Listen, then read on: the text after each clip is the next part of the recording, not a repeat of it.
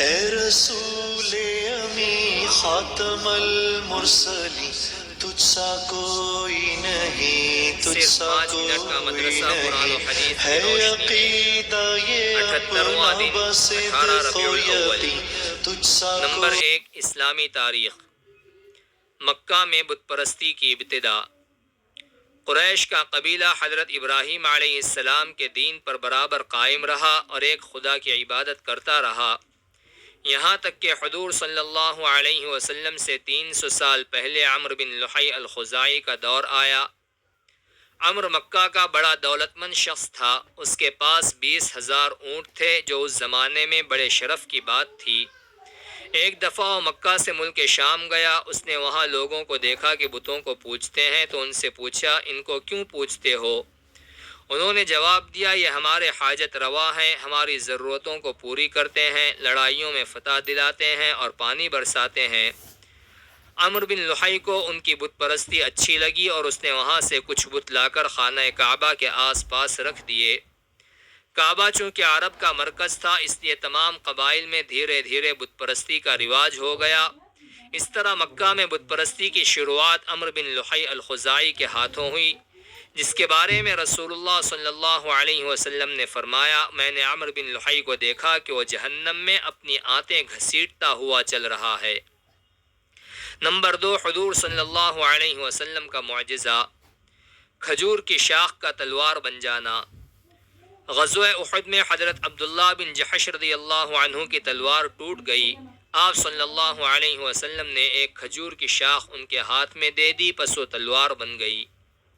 Number 3، ایک فرض کے بارے میں، شوہر کا حق ادا کرنا۔ حضرت عائشہ رضی اللہ عنہا نے رسول اللہ صلی اللہ علیہ وسلم سے پوچھا کہ عورت پر تمام لوگوں میں سے کس کا حق زیادہ ہے؟ تو رسول اللہ صلی اللہ علیہ وسلم نے فرمایا، عورت پر سب سے زیادہ حق اس کے شوہر کا ہے۔ پھر حضرت عائشہ رضی اللہ عنہا نے پوچھا، مرد پر سب سے زیادہ حق کس کا ہے؟ تو رسول اللہ صلی اللہ علیہ وسلم نے فرمایا، مرد پر سب سے زیادہ حق اس کی ماں کا ہے۔ نمبر 4، ایک سنت کے بارے میں، ڈر اور گھبراہٹ کی دعا۔ ایک شخص نے حضور صلی اللہ علیہ وسلم سے ڈر اور وحشت کی شکایت کی تو آپ صلی اللہ علیہ وسلم نے فرمایا، یہ پڑھو، سبحان الملک القدوس رب الملائکۃ والروح وجللت السماوات والارض بالعزۃ والجبروت۔ ترجمہ، اس مقدس بادشاہ کی پاکی بیان کرتا ہوں جو فرشتوں اور روح کا رب ہے، اسی کی عزت و جبروت سے زمین و آسمان روشن ہیں۔ نمبر 5، ایک اہم عمل کی فضیلت، دوستوں اور پڑوسیوں سے اچھا سلوک کرنا۔ رسول اللہ صلی اللہ علیہ وسلم نے فرمایا، اللہ تعالیٰ کے نزدیک دوستوں میں سے بہترین دوست وہ ہے جو اپنے دوست سے اچھا سلوک کرے، اور اللہ تعالیٰ کے نزدیک بہترین پڑوسی وہ ہے جو اپنے پڑوسی سے اچھا سلوک کرے۔ نمبر 6، ایک گناہ کے بارے میں، حضرت عیسیٰ علیہ السلام کو خدا ماننا۔ قرآن میں اللہ تعالیٰ فرماتا ہے، بلا شبہ وہ لوگ بھی کافر ہو گئے جنہوں نے یوں کہا کہ اللہ تعالیٰ 3 خداؤں میں سے ایک ہے، حالانکہ ایک خدا کے علاوہ کوئی معبود نہیں۔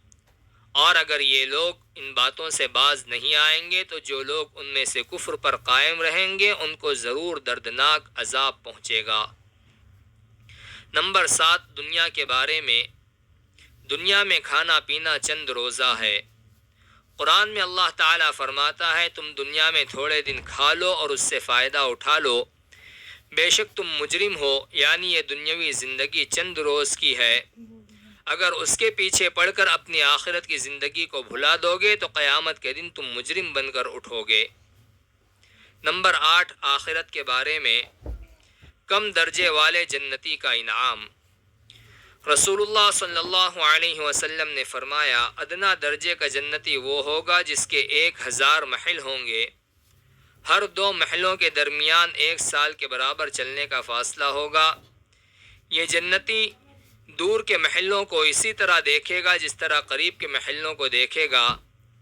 ہر ایک محل میں خوبصورت گہری سیاہ آنکھ والی حور ہوں گی اور عمدہ باغات اور خدمت کے لیے لڑکے ہوں گے۔ جس چیز کی بھی وہ طلب کرے گا اس کو پیش کر دی جائے گی۔ نمبر 9، طب نبوی سے علاج۔ دست یعنی بکری کی اگلی ران کے فوائد۔ رسول اللہ صلی اللہ علیہ وسلم کو دست یعنی اگلی ران کا گوشت بہت پسند تھا۔ فائدہ: علامہ ابن قیم رحمۃ اللہ علیہ نے لکھا ہے کہ بکری کے گوشت میں سب سے ہلکی غذا کا حصہ گردن اور دست ہے، اس کے کھانے سے معدے میں بھاری پن نہیں ہوتا۔